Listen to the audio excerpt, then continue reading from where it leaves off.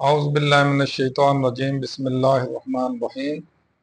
अल्लाह जल्ल शानहू दे नाम दे नाल अल्हम्दुलिल्लाहि रब्बिल आलमीन वल आक़िबतु लिल मुत्तकीन अस्सलातु वस्सलामु अला रसूलिहिल करीम। दोस्तों अस्सलाम वालेकुम। मैं डॉक्टर नसीर कालों CNP तो दोस्तों अजकल तुहानू सब नू पता ही आ जिहड़ा बुखार चढ़िया वे इस गवर्नमेंट नू और काजी फायज ईसा नू और जिहड़े लीडर ने बड़े बड़े सब नू ये बुखार चढ़िया कि नवी आईनी तरमीमा जड़ियां लियाउण तरमीम नहीं तरमीमा जिन्हें नाल काजी साहब हर जगह काजी काजी हुंदा होवे ते शहबाज शरीफ साहब हर जगह शहबाज शरीफ हुंदा होवे ते कौम दा तैया पैंचा हो जाए मुल्क दा सत्यानाश हो जाए कोई गल। दोस्तों तुहानू मैं एक लतीफा सुनाना। एक पीर साहब सन साडे बिलावल जरदारी वर्गे, वो किसी घर च गए अपने मरीदां अल, उन्हां दे घर बच्चा पैदा होने वाला सी ते वो बीबी नू वेख के नबज ते कहन लगे तेरे मुंडा होना। अच्छा वो बड़े खुश घर वाले भी चलो अल्लाह खैर कीता बच्चा आएगा। हालांकि मैं समझना कि बेटी और बेटे च कोई फर्क नहीं है, दोनों अपनी औलाद हुंदी है, अपना खून हुंदे ने और दोनों ही बराबर ने। दो इस्लाम की रूह ना उन्होंने हकूक जड़े अलग अलग ने, लेकिन दोनों च तफरीक नहीं करनी चाहिए, दोनों अपनी औलाद ही होंगे। अच्छा उस तो बाद जनाब वो सामने वाले गुआढ़ियां चले जाते हैं, वो भी मरीज सन। उन्होंने कहन लगे भी ये जड़ा ना इन्होंने घर बच्चा मैं उन्होंने बेटा क्या होनी बेटी है, मैं तो दिल रखने वास्ते कहा भी बेटी बेटा होना। फिर ਜਿਹੜੇ दाएं वाले है सन उन्होंने मरीद उस घर दे, उन्होंने भी कहा भी नहीं इन्होंने बेटा ही होना वा। बाएं वाले फिर चले गए मरीदा अल, उन्होंने कहा नहीं इन्होंने बेटी होनी है। इस तरह पीर साहब ने दोवां घरां नूं कहता बेटा होना, दोवां नूं कहता बेटी होनी है। लो जी पीर साहब अपना जिहड़ा उन्हां दा है सी तबरक या जिहड़े उन्हां दा फीस सी ओह लैके मरीदां कोल चले गए। साल बाद जिस वे आए तो घर दे उस घर च बेटी हो गई, बेटा ना होया।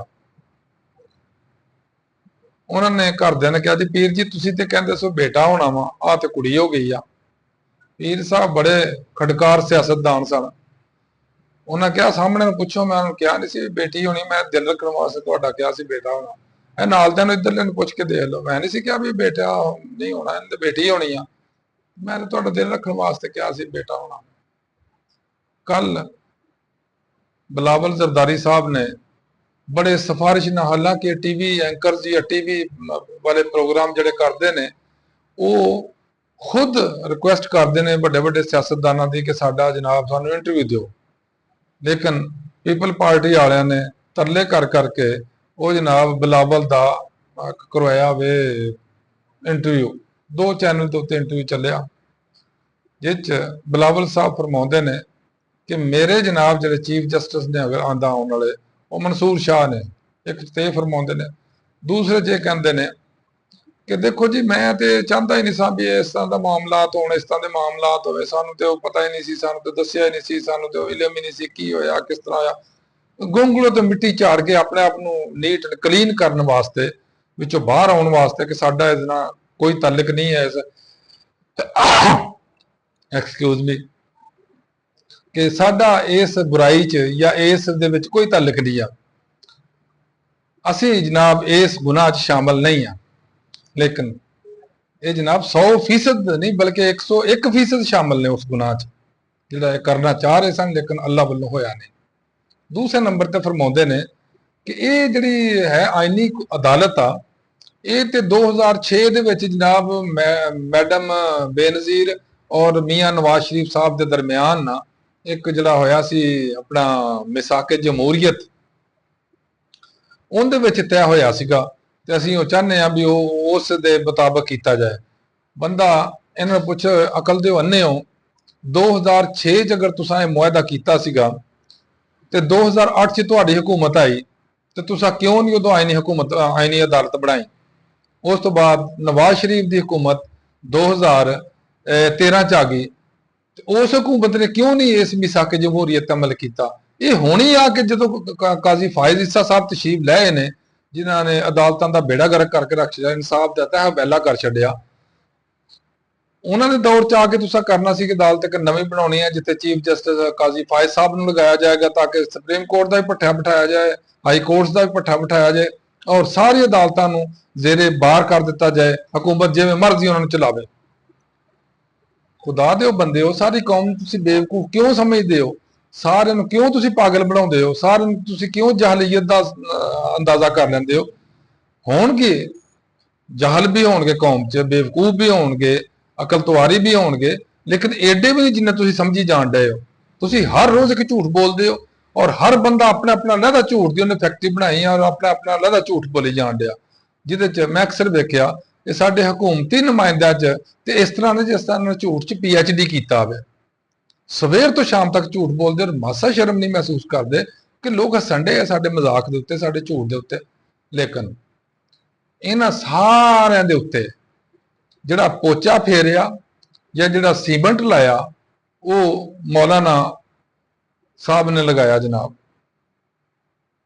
ਮੌਲਾਨਾ ਸਾਹਿਬ ਨੇ ਐਸਾ ਇਹਨਾਂ ਦਾ ਤੋਪਾ ਭਰਿਆ ਵਾ ਕਿ ਇਹ ਯਾਦ ਰੱਖਣਗੇ। ਦੋ ਇਹਨਾਂ ਨੇ ਮੌਲਾਨਾ ਵੀ ਹੱਥ ਕੀਤਾ ਹੋਵੇ, ਕੋਈ ਸ਼ੱਕ ਨਹੀਂ ਹੈ। ਪਹਿਲੇ ਉਹਨਾਂ ਨੂੰ ਸਦਾਰਤ ਦਾ ਉਮੀਦਵਾਰ ਬਣਾਈ ਰੱਖਿਆ, ਜਦੋਂ ਟਾਈਮ ਆਇਆ ਉਹਨੂੰ ਪਰੇ ਕਰ ਦਿੱਤਾ। ਨਵਾਜ਼ ਸ਼ਰੀਫ ਸਾਹਿਬ ਨੇ ਕਿਹਾ ਕਿ ਮੇਰੀ ਹਕੂਮਤ 'ਚ ਅਮਲ ਦਖਲ ਨਹੀਂ ਹੋਣਾ ਚਾਹੀਦਾ ਇਹਦਾ, ਆਪਣੇ ਮੌਲਾਨਾ ਸਾਹਿਬ ਦਾ, ਮੌਲਾਨਾ ਫਜ਼ਲ ਰਹਿਮਾਨ ਦਾ। ਤੇ ਜ਼ਰਦਾਰੀ ਸਾਹਿਬ ਨੇ ਕਿਹਾ ਸਦਰ ਤੇ ਮੈਂ ਬਣਨਾ। ਜਿਸ ਤਰ੍ਹਾਂ ਵਾਲ ਮੱਖਣ ਚੋਂ ਕੱਢੀ ਤਾਂ ਮੌਲਾਨਾ ਸਾਹਿਬ ਨੂੰ ਮੱਖਣ ਚੋਂ ਵਾਲ ਦੀ ਤਰ੍ਹਾਂ ਕੱਢ ਕੇ ਬਾਹਰ ਸੁੱਟਿਆ, ਆਪਣਾ ਮਤਲਬ ਸਿੱਧਾ ਕਰਕੇ ਬਹਿ ਗਏ। ਮੌਲਾਨਾ ਸਾਹਿਬ ਨੇ ਚੰਗਾ ਇਹਨਾਂ ਦਾ ਇਲਾਜ ਕੀਤਾ, ਲੇਕਿਨ ਅਫਸੋਸ ਦੀ ਗੱਲ ਜਾਂ ਫਿਕਰਮੰਦੀ ਦੀ ਗੱਲ ਇਹ ਆ ਕਿ ਮੌਲਾਨਾ ਸਾਹਿਬ ਤੇ ਕਿਹਨੂੰ ਇਤਬਾਰ ਆ? ਮੌਲਾਨਾ ਸਾਹਿਬ ਦਾ ਆਪਣਾ ਕੋਈ ਇਤਬਾਰ ਨਹੀਂ ਹੈ ਕਿ ਇਹ ਜਨਾਬ ਹੁਣ ਇਹ ਨਹੀਂ ਤੇ ਕੱਲ ਨੂੰ ਕੀ ਕਰ ਲੈਣਾ। ਅਗਰ ਮੌਲਾਨਾ ਸਾਹਿਬ ਨੇ ਆਪਣੇ ਇਸ ਮੌਕੇ ਤੇ ਜਿੱਥੇ ਹੁਣ ਕਾਇਮ ਨੇ ਉਹ 'ਚ ਕੋਈ ਲੁੱਚ ਤੜਨ ਦੀ ਕੋਸ਼ਿਸ਼ ਕੀਤੀ, ਉਹਦੇ 'ਚ ਕੋਈ ਦਾएं ਬਾएं ਕਰਨ ਦੀ ਕੋਸ਼ਿਸ਼ ਕੀਤੀ, ਉਹਦੇ 'ਚ ਕੁਝ ਆਪਣਾ ਉੱਲੂ ਸਿੱਧਾ ਕਰਨ ਦੀ ਕੋਸ਼ਿਸ਼ ਕੀਤੀ ਕਿ ਮੈਂ ਤੁਹਾਡੇ ਨਾਲ ਇਸ ਸ਼ਰਾਇਤ ਦੇ ਉੱਤੇ ਮੈਂ ਤੁਹਾਡੀ ਮਦਦ ਕਰ ਦਿੰਨਾ, ਮੈਂ ਤੁਹਾਨੂੰ ਵੋਟ ਦੇ ਦਿੰਨਾ, ਤੇ ਜ਼ਲੀਲੋ ਖਾਰ ਜਿਸ ਤਰ੍ਹਾਂ ਇਹ ਸਾਰੇ ਹਕੂਮਤੀ ਪਾਰਟੀਆਂ ਹੋ ਰਹੀਆਂ ਨੇ, ਇਸੇ ਤਰ੍ਹਾਂ ਮੌਲਾਨਾ ਸਾਹਿਬ ਵੀ ਸਾਰੀ ਉਮਰ ਸਿਆਸਤ 'ਚ ਜ਼ਿਲਤ ਹਟਾਉਂਦੇ ਰਹਿਣਗੇ। ਕਿਉਂ? ਉਹਦੀ ਵਜ੍ਹਾ ਇਹ ਆ ਕਿ ਹੁਣ 80% ਸਾਡੇ ਆਵਾਮ ਜਿਹੜੇ ਪਾਕਿਸਤਾਨੀ ਤੋਂ ਮੁਰਾਦ ਮੈਂ ਕਿਸੇ ਸੂਬਾਈ ਦਾ ਜ਼ਿਕਰ ਨਹੀਂ ਕਰ ਰਿਹਾ, ਕਿਸੇ ਸੂਬੇ ਦੀ ਗੱਲ ਨਹੀਂ ਕਰ ਰਿਹਾ, ਮੈਂ ਪਾਕਿਸਤਾਨੀ ਦੀ ਗੱਲ ਕਰ ਰਿਹਾ।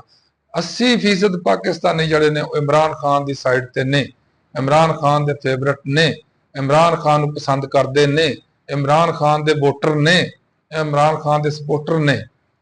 ਹੁਣ ਜਿਹੜਾ ਵੀ ਬੰਦਾ ਪੁੱਠੇ ਕੰਮ ਰਾਏ ਪਏਗਾ, ਜਿਹੜਾ ਵੀ ਬੰਦਾ ਇਸ ਪੰਗੇ 'ਚ ਪਏਗਾ, ਉਹ ਪਬਲਿਕ ਵਿੱਚ ਕਮ ਸੇ ਕਮ ਆਪਣੀ ਜੜ੍ਹਾਂ ਖਤਮ ਕਰ ਲਏਗਾ। ਤੇ ਮੌਲਾਨਾ ਸਾਹਿਬ ਮੇਰਾ ਖਿਆਲ ਆ ਬੜੇ ਘਾਗ ਸਿਆਸਤਦਾਨ ਨੇ, ਏਡੇ ਬੱਚੇ ਕੋਈ ਨਹੀਂ ਹੈ, ਉਹਨਾਂ ਨੂੰ ਵੀ ਇਸ ਗੱਲ ਦੀ ਸਮਝ ਆਉਣ ਡਈ ਆ। ਅਗਰ ਜੋ ਪਹਿਲੇ ਦੁੱਧ ਲਾ ਬੈਠੇ ਸੀ, ਸ਼ੁਰੂ 'ਚ ਦੁੱਧ ਲਾ ਲਿਆ ਸੀ ਥੋੜੇ ਜਿਹੇ, ਜਿਸ ਵੇਲੇ ਉਹਨਾਂ ਨੂੰ ਦਿਖਾਇਆ ਨਾ ਉਹਨਾਂ ਨੂੰ ਆਪਣੇ ਤਮਾਸ਼ੇ, ਤੇ ਉਹ ਦੁੱਧ ਲਾ ਬੈਠੇ ਸੀ। ਫਿਰ ਬਾਅਦ 'ਚ ਉਹਨਾਂ ਨੂੰ ਸਮਝ ਆਈ ਕਿ ਇਹ ਦੁੱਧ ਕਿਤੇ ਉਹ ਨਾ ਹੋਵੇ ਮੈਨੂੰ ਕੱਚਾ ਦੁੱਧ ਸਮਝ ਕੇ ਤੇ ਬਾਅਦ 'ਚ ਮੇਰੇ ਪੇਟ 'ਚ ਦਰਦ ਨਾ ਹਟੇ ਸਾਰੀ ਉਮਰ। ਇਸ ਵਾਸਤੇ ਸਮਝ ਗਏ ਇਸ ਚੀਜ਼ ਨੂੰ ਕਿ ਬਚ ਹੀ ਜਾਵਾਂ ਤਾਂ ਚੰਗਾ ਹੋਇਆ, ਔਰ ਬੜਾ ਚੰਗਾ ਹੋਇਆ ਕਿ ਬਚ ਗਏ ਨੇ, ਆਪਣੀ ਇੱਜ਼ਤ ਵੀ ਬਚਾ ਲਈ ਤੇ ਪਾਕਿਸਤਾਨ ਔਰ ਪਾਕਿਸਤਾਨੀਆਂ ਦੀ ਇੱਜ਼ਤ ਵੀ ਬਚਾ ਲਈ। ਅੱਲਾਹ ਤਾਲਾ ਸਾਡੇ ਤੇ ਆਪਣਾ ਕਰਮ ਫਰਮਾਏ। ਅੱਲਾਹ ਅਕਬਰ, ਅੱਲਾਹ ਹਾਫਿਜ਼, अस्सलाम वालेकुम।